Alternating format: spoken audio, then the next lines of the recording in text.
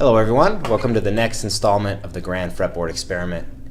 In this installment we're going to be representing major scales between our octave shapes using the 5 shapes covered in the last video.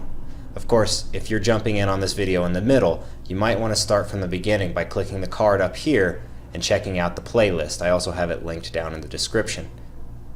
Okay, so if you'll recall, our first octave shape looked like this, and this is on the root of C. So you'll see the shape above the fretboard there, as well as my hand on my nice new Guild guitar.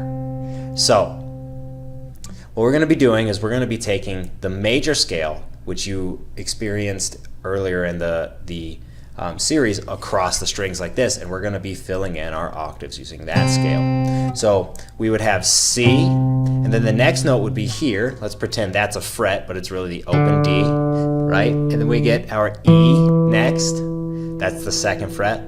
F, then open G. Let's just kind of pretend that's a fret for now. Then our A, then our open B, pretend that's a fret there, and then our C. Now the reason I did that, let's pretend this is our fret, because if we did this with the D major scale, it would look like this, and you would want, you don't want just the fact that this octave shape is down in first position, including open strings, to distract you from the fact that it's movable. Okay, so there's our first shape, filled in with our colorful notes. Of course, violet being our 2nd note, blue being our 3rd, green our 4th, yellow our 5th, orange our 6th, red our 7th, and white again, back to our root. So there is the first shape, and that shape is movable. The next shape we're going to get, you'll recall, shape number 2. What I'm going to do is I'm going to use the 2nd finger to start, and we get C, D, our next color up, E, F, G, A, B, C. And of course you can see those awesome diagrams up above my fretboard. Now with these, you're going to be able to move that shape up and down. Again, this is the 2nd occurrence of the shape, and this shape is movable. So this is C. If I wanted it on D, I could just move it up to D, and it would play that D major scale. So there's our 2nd shape. Now our 3rd shape, of course, it includes 3 notes. So let's take a look at all of those notes all at once, and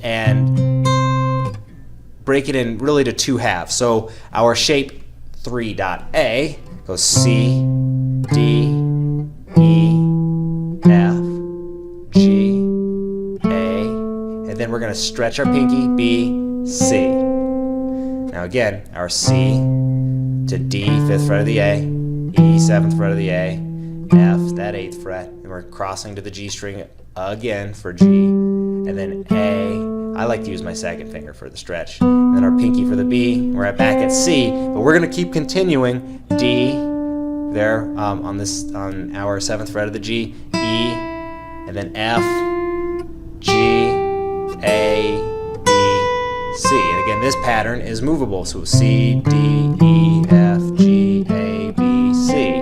C, D, E, F, G, A, B, C. Okay, so there is pattern number 3. Pattern number 4, you'll recall, is this one here, and we get our octave shape here. So let's break that octave shape up. We're going to get C, D, E, F, G, A, B, C. But we're going to continue. We're going to continue down the line. So we get D, E, F, G, A, B, C. So let's break that down to something a little bit slower. So our C, pinky on the 10th fret of the E for the D.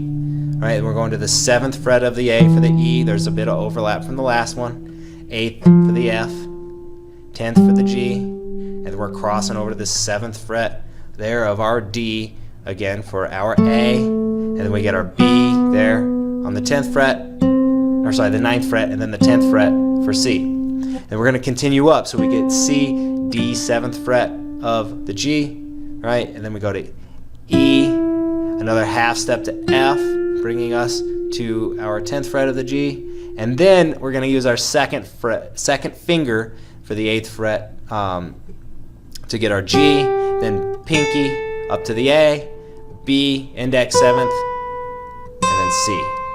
You'll of course see the shape above there. So that is our fourth shape. Now our fifth shape, we're going to be going here to here, and you'll recall that shape. Now let's fill it in with color. What we're going to be doing is we're going to be doing second finger, we're going to get our D, that violet note with our pinky, that's the 12th fret of the D. E here on the G string, and that's going to be the 9th fret, 10th fret for the F, 12th fret for the G with your pinky, right? And then what I'm going to do is I'm going to take my index and I'm going to kind of scooch it up, right, so that I get the 10th fret of the B for my A, and then 12th fret for B, 13th for the C. So there are your 5 major scale shapes represented in color. Keep in mind that these are movable, and they occur in the same order, just like with the octaves. So again, check out my brain training octaves video. Up next is going to be the scale, major scale training video, and then we're going to talk about shapes within the major scale. So we're going to find octave shapes based off of the other notes inside of it. It's going to be a lot of fun. Definitely do not forget to claim your free practice journal up here. That's something I'm giving away for free so that just anybody that watches this channel can use it to tack down their goals and just become a better guitar player. Also, by claiming it, it'll take you to a page to let you know whether or not my Skype lessons have availability, because having a private teacher is awesome, and I'm a rather fun private teacher to have. Oh, yes, don't forget to subscribe. Check out the next video. Happy practice, guys. Definitely do not forget to subscribe and like this video.